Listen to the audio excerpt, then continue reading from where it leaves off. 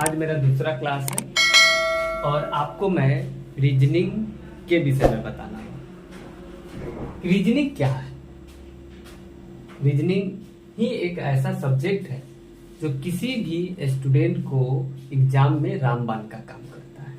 अगर 50 रीजनिंग पूछा जा रहा है तो आप 50 में 50 बना सकते हैं, बशर्ते कि रीजनिंग का ये जो मूल मंत्र है वो आपको आना चाहिए। रीजनिंग ऐसा विषय है जिसमें किसी दिए गए तथ्यों का निश्चित समय सबसे उपयुक्त विचार होता है। उसी विचार को हम रीजनिंग कहते हैं। उस विचार को हम रीजनिंग कहते हैं जब आपका विचार समय के अनुसार सार्थक हो तो आप रीजनिंग के हर क्वेश्चन को बना सकते हैं। समय सीमा निश्चित रहती है एग्जाम में, उसी के अनुसार आपको काम करना पड़ता है, लेकिन दिए गए तथ्यों का निश्चित समय सबसे उपयुक्त विचार होता है। उस विचार को हम रीजनिंग कहते हैं।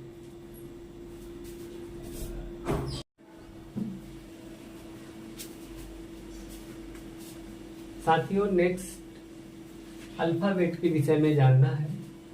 यह चैप्टर ऐसा है जो रीजनिंग का रीढ़ का हड्डी माना गया है। ये Navodaya, Netarhat, air force, SSC, bank, railway all competition में इसका क्वेश्चन निश्चित रहता है।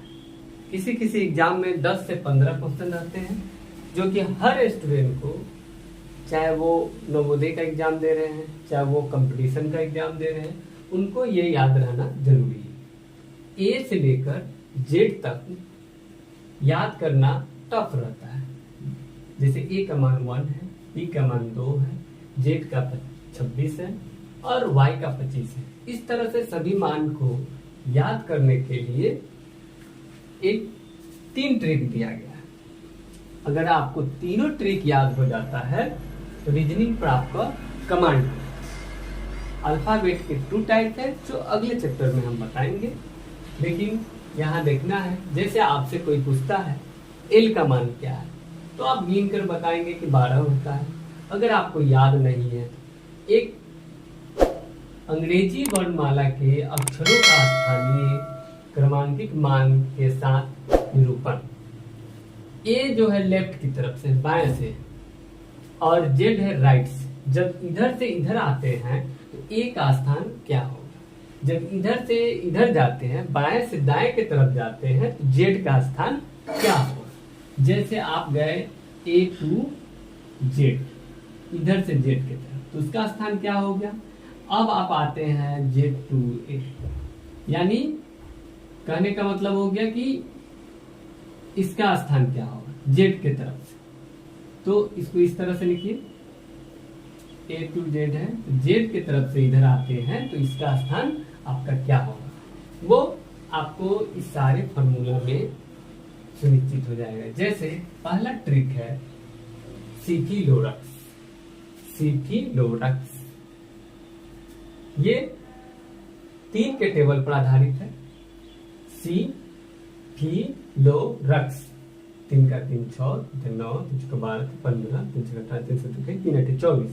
सी का मान 3 है, एफ का मान 6 है, आई का मान 9 है, एल का मान 12 है, ओ का मान 15, आर का मान 18 है, यू का मान 21 है और एक्स का मान 24 है।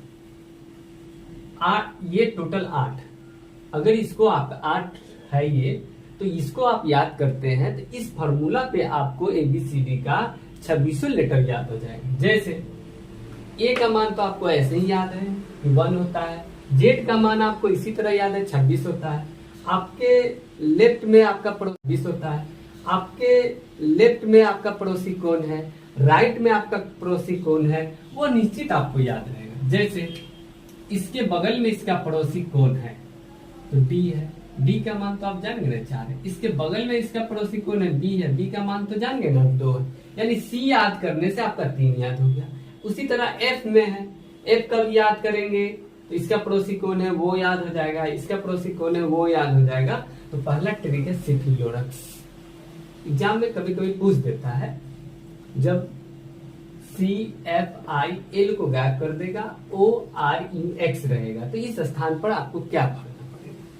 तो वो निश्चित है कि आप जान गए कि O भरना पड़ेगा 3 के अंतराल में।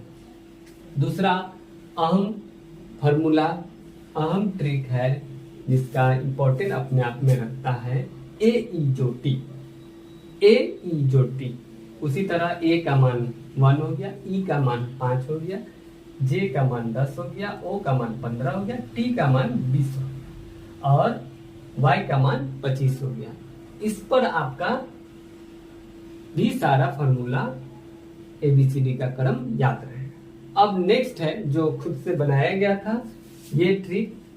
जैसे कुछ लोग ताश खेल रहे थे, उसमें नहला दहला इक्का बादशाह थे, तो उसी में कोई कहता है दहल पटक, तो ये दहल पटक यानी नहला दहला पर ही इसको बनाया गया है। तो ये 4 के टेबल पर आधारित है। दहल पटक, D का 4, H का 8, L का 12, P का 16, T का 20, X का 24। अगर आप इन सारे फॉर्मूलों को याद रखते हैं तो आपको अल्फाबेट में लेफ्ट से राइट के तरफ का क्रम याद रहेगा। लेकिन अब समस्या आपके सामने एक और गंभीर आ रही है कि अगर राइट से लेफ्ट याद करना पड़े तो उसका ट्रिक क्या है? उसका ट्रिक मैं अगले क्लास में बताऊंगा। उसका ट्रिक है उफ वाई लव सट गेज PK मन JQ CX DW। अगर उसको याद रखते हैं तो राइट से लेफ्ट आपको याद रहेगा। आज का टॉपिक यही है और इसको उम्मीद रखते हैं कि आप लोग इसे याद कर लेंगे, तो रीजनिंग में आपको कभी भी अल्फाबेट रीजनिंग में आपको समस्या नहीं क्रिएट होगी।